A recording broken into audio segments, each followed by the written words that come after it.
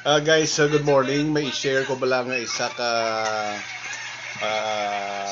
senaryo. Uh, ang akong friend may land title. Kagin allow ya ko nga iprinda sa kantidad nga 100,000. So here comes an agent. Babae ni siya. Taga Rojas Lacson nga mayara sa kono lending company nga ma-provide ng 100,000 kag 10% kuno ang interest kada bulan. So ang natabo sa CD ko nga bayad siguro mga tatlo na ka 10,000, mga 30,000 ang ako nahatag in interest alone. Nga isang point pala guys nga daw kinapoy ko nga siling ko sa iya. Gusto ko tani ma-meet personally ang akon nga lender. Kay of course makaayo ko to bala. Sakit man guys ang 10,000 every month.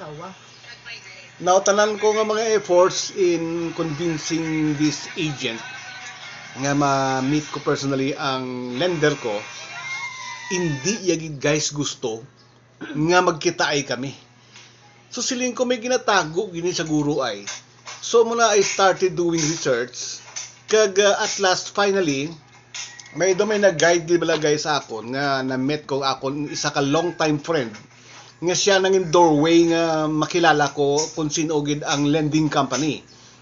So kagapon diri sa balay ari di ang iya sang ang ilabla guys nga CI sang lending kag gin-reveal ang tanan. Amo ni guys, ang tuod gali ang title sang friend ko may nagtindog nga lalaki nga siya kuno bana sang ining babae ni nga taga Rojas Lacson kagin piki nila ang mga ID sang akon friend nga siya to kuno ang as if owner sang title. So kabalo ka mo guys kung ano pilang gin-release nga kwarta, hindi 100,000 kundi 400,000. Ang 300,000 ginbulsa nila guys. Kag hindi gali 10% ang interest kundi 5%. So words wala gali pagid nila gina-remit ang ginahatag ko sa ilang interest, wala nila gin-remit kag timing lang nga sang namit namon gid na sila inog rimati ni gali ang titulo sang akon nga amigo. So muna guys, mga grupo-grupo ni sila. E kung isa ka lang ang ma-file si mga case is estafa. Pero kung grupo na kamo, that is actually syndicated estafa.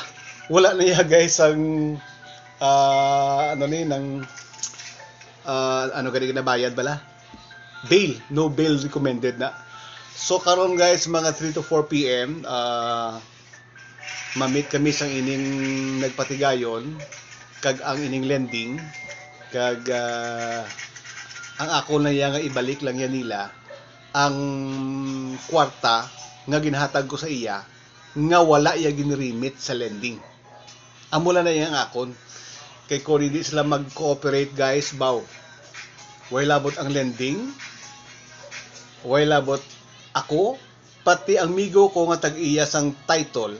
Tatlo kami maka-file separate nga mga cases sa ini nga grupo guys. So I hope nga maayo lang ang result karon kag hindi na maglabot sa demandahan or else kung hindi sila mag cooperate mangin pareho gid sila sa kilalata nga nagpa-abroad na sa The Hague, Netherlands. Thank you guys.